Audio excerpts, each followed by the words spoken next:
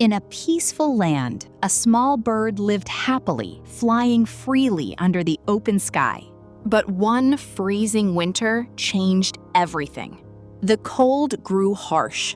The wind became cruel. The tiny bird struggled to survive as it searched for warmth.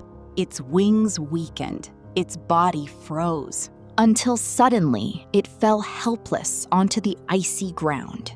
Just when all hope seemed lost, a passing cow dropped dung over the bird. Strange, but the warmth slowly brought the bird back to life.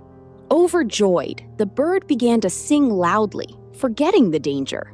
But nearby, a cat heard the song. In seconds, the cat found the bird, pulled it out, and ate it. Not everyone who throws dirt on you is your enemy, and not everyone who pulls you out is your friend.